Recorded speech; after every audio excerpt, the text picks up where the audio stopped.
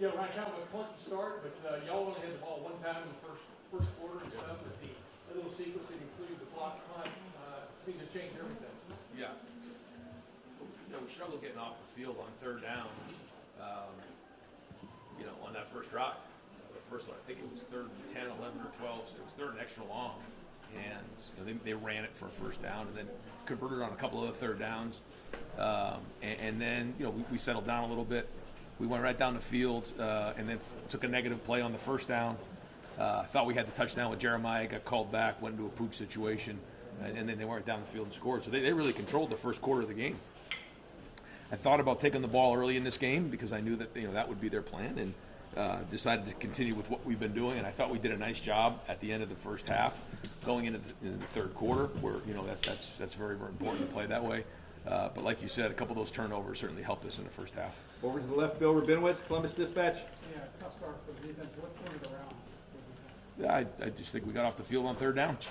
They only had 50 yards rushing, but we started getting off the field on third down, got some nice sacks. A couple of those third downs were third and extra longs, where one was a run, and the other one was the bubble screen, and so that kind of continued some drives. But overall, I thought we settled down once those first couple of drives hit. Austin Ward, the podcast. You mentioned on Thursday Carnell coming home. Yeah. The emotions of that, getting involved in plays that you made. How special is that? For really everybody.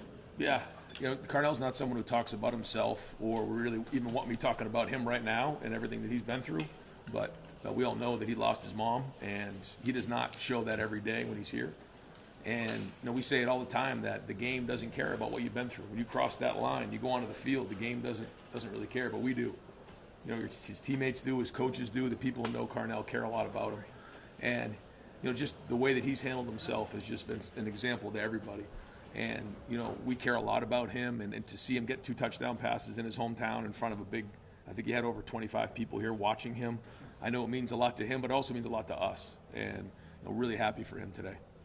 Stephen Means, Cleveland.com. It seemed like you guys were trying to push the ball down the field as much as possible. They were Will Howard just to get reps in it. Obviously, I've looked at so many things just offhand. What did you think of the way you threw the ball today? Yeah, I feel like there was some really good ones in there, and we pushed the ball down the field and got some of our playmakers the ball in space, which was great. I think there's other things that we got to do a little better job of, but we know that we want to have balance, and we want to stretch the field vertically and horizontally. And I felt like there were times we did that today.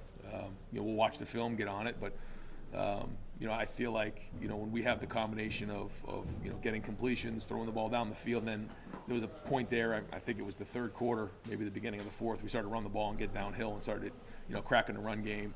And Chip did a nice job of staying with that, so I thought that was good. I thought the O-line made some adjustments on some of the things they were doing, and that's what we need to get done. So overall good. I would like to see us finish the fourth quarter better. But we did what we needed to do in this game. Adam Rittenberg, ESPN.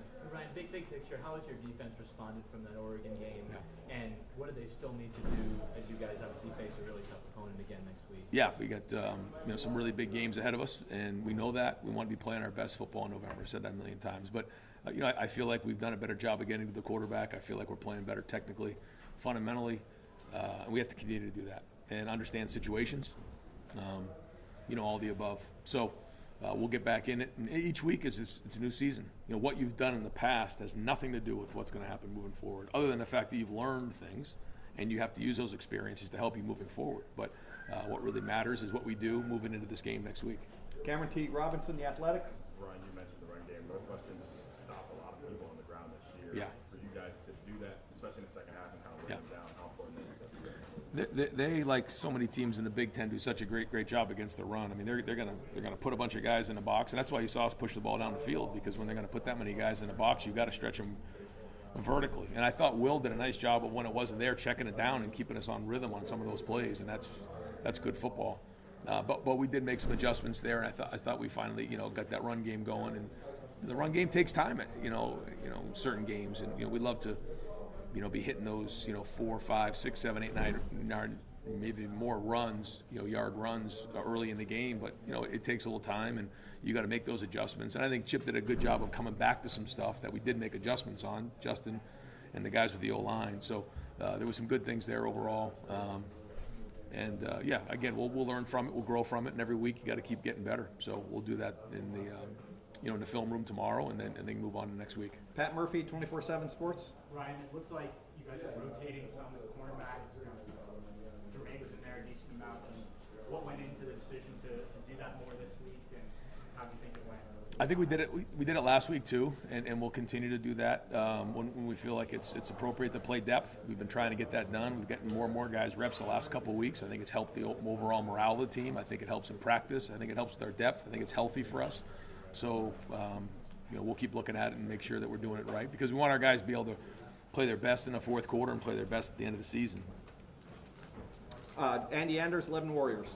Sonny Styles in this game, 2 sacks, 2 pass breakups. Just how have you seen him grow over the course of the season to be able to make plays in both the passing game, whether it's in coverage or coming downhill? Yeah, we need Sonny to be, as productive as he was today. And when you can do it in man coverage, you can do it in zone coverage, you can blitz, you start to mix in all these different things you can do, then you just become more of a weapon. And you saw him get after the quarterback today. That's something that we've been working on, is some of the, the linebackers, DBs, everybody, blitzing a little bit better and more efficiently with some of the tools that they need.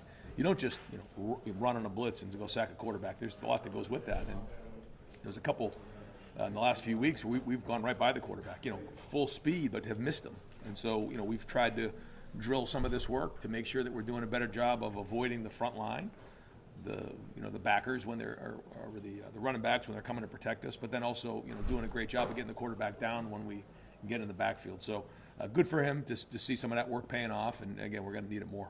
Spencer Holbrook, Letterman Row. Ryan, I know that you probably want to look at the film for this one, but to be on the other side of this 2-week stretch now and be able to get into those final Right. games that are big, how important was that to get through relatively healthy and just to be on the other side of this 2-game stretch? Yeah, it's a lot of people ask me that going into the game. It's like, how do you stay focused on this, knowing there's other things down the road? But the truth is, like, you lose this game here, and you're out against in the Big Ten championship game. So we know that. We know that we got to be playing our best football in November. We want to be consistent in everything we do, because either we are or we aren't. And everything you do is hard in the Big Ten. You're not just going to walk in and think you're just going to, from the first snap on, roll your helmets out there and run the team out of the stadium. It doesn't work that way. And I think Coach Braun's doing a good job. I like the way his team plays. They're physical. They had 2 weeks to prepare, and it's the same. They're going to play next week. They've had 2 weeks to prepare. They've had a bye week coming into this, so they had a week to game plan us. Northwestern did. We're 2 weeks and a week to rest up. So we know we're going to get their best shot, and that's the way we want it. And I thought they did a nice job with some of the things they did early on. And I think he's a really good coach, and they have a good team. I think it's good to, like you said, kind of a business-like win, and now it's time to move on. All right, we're going to wrap up here shortly, but Rob Aller, Columbus Dispatch. Ryan, along those lines, you're 47-0 against unranked teams. Would you drill down into how that happens, how you got to that point? Well, I just think the consistency of each game. And if you're too, people kind of ask me that going into it too. It's like if you're extreme here, what happens? Eventually, you're going to come down this way. And so, I think that's something that I've really tried to learn during my time as a head coach is to be consistent and make it about the process, not about your opponent. Now you got to know everything about your opponent, and certainly some games are different than others, but it's about our process. And the coaching staff has embraced that. I think the leaders have embraced that. And so we have to continue with our process this week. And, we got to get after these guys and make sure that, they're having a great week of practice and preparation. But we're going to keep our routine the routine. And, I believe that that's going to lead to consistency. Real quick, did Wills anything different with his footwork? I mean, this was the most on-target with the deep ball. Have you been working on it? Yeah. Coach Kelly and all the guys in that room have been working hard on the footwork and making sure that it's timed up right. And I thought it was better this week. So we'll keep working on it. Last question, Dave Holmes, WSYX. I know you guys travel well as far as fans all the time. Yeah. I don't think I've ever seen a split like that. I mean, it was almost a weird vibe when you have a 90% road crowd like that. We expected to have a great presence, but to see the way it was today was exciting. We kind of felt it as the buses were kind of going around the stadium, and you're driving through Wrigleyville, and you just see all this this red and scarlet, and I mean the people were fired up early on. So you could tell they were just coming out of the bars after opening at like 7 a.m. and people were fired up, and so it kind of got us fired up too. But we said early on we wanted to give them something to get fired up about. But they were loud, even on third down. So great to see Buckeye Nation, traveling like this. And I even looked up and saw the stands from across the street, just saw like red up there. And I'm just thinking like, we just really appreciate, them supporting us in an environment like this. But a great venue to play something like this in a historic stadium like Wrigley. And glad to see them enjoy an afternoon here in Chicago. Great. Coach, thank you very much. Yes. Thanks, Brian.